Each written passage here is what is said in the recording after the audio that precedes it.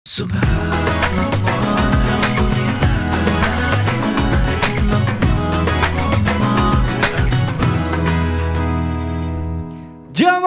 oh jamaah. Alhamdulillah. Alhamdulillah masih di Islam Tinda jamaah, dan hari ini kita sedang membahas awas. Ini wasiat terlarang. Masya Allah, tadi banyak sekali ternyata wasiat-wasiat yang tidak boleh dilakukan dalam Islam. Nah, alhamdulillah nih karena banyak sekali pertanyaan yang masuk ke sosial media Islami Tinda.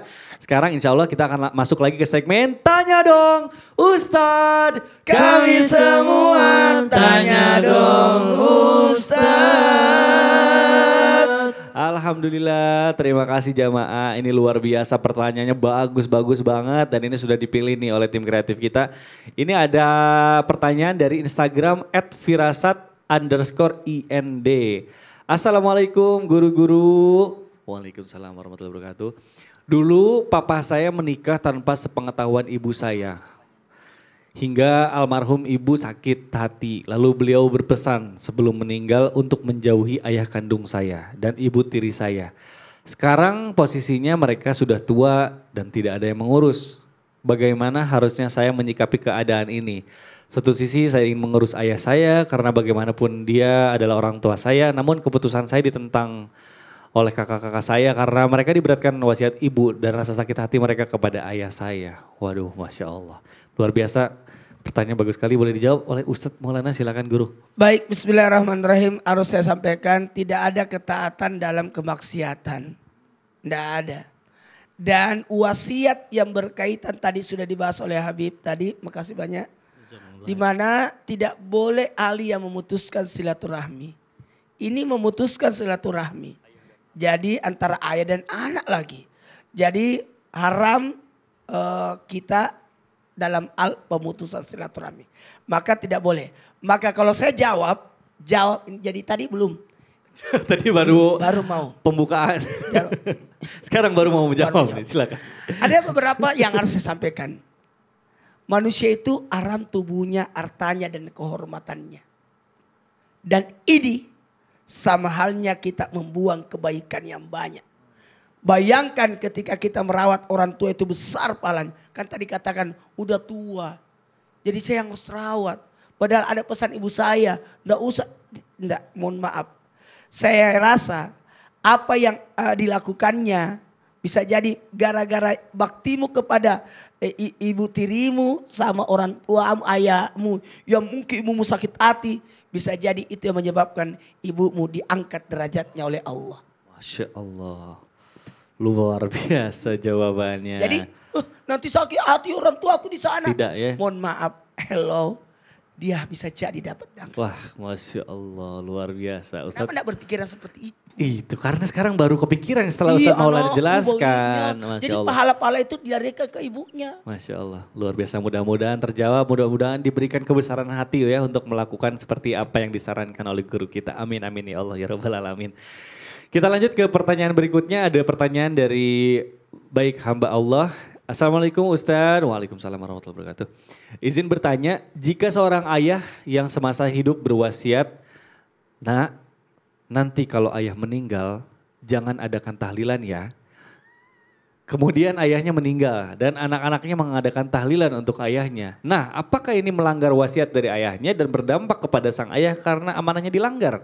Mohon sembunyikan nama saya Sukron. Nah, ini sepertinya Habib akan menjawab nih. Silakan Habib, bagaimana nih?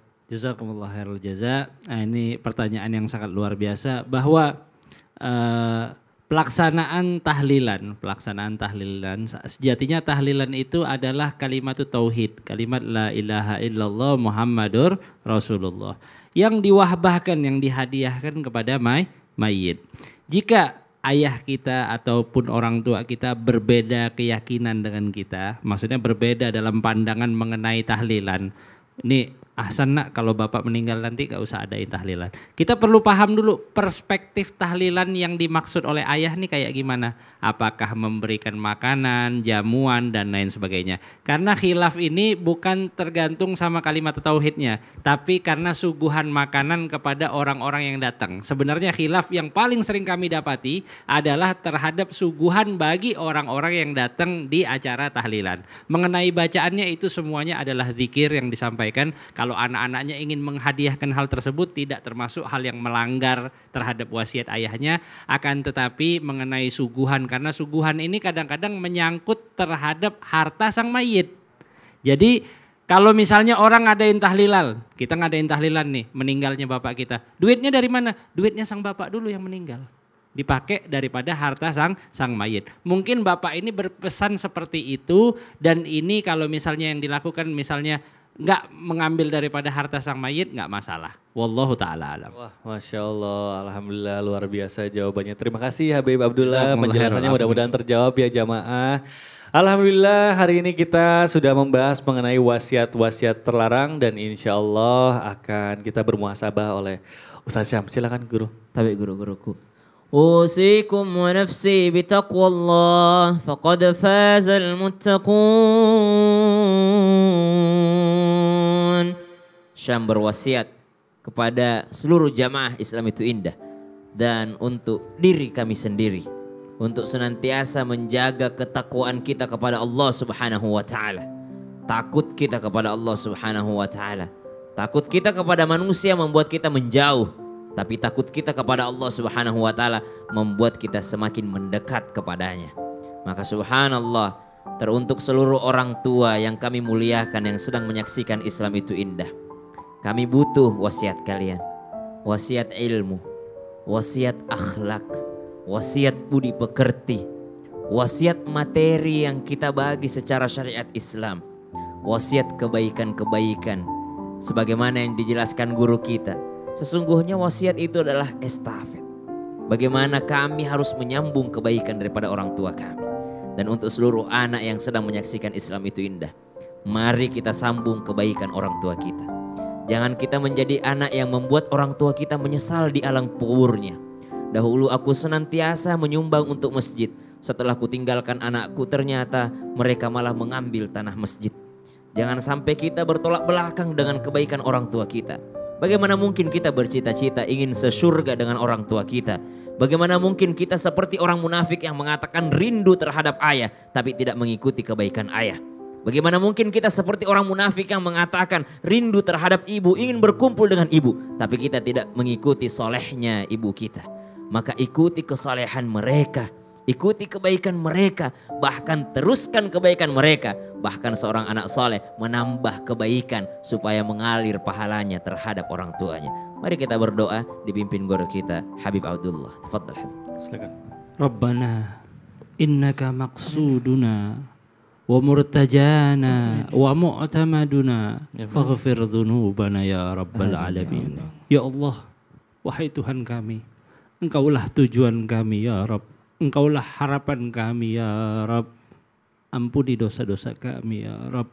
Sahih ajsamana ya Rabbal alamin. Ya Allah, para penonton Islam itu indah, para keluarga kami ya Allah, sehatkan badan kami selalu ya Allah. Amin, amin ya Allah. Jauhkan kami daripada wabah virus corona ya Rabbal alamin.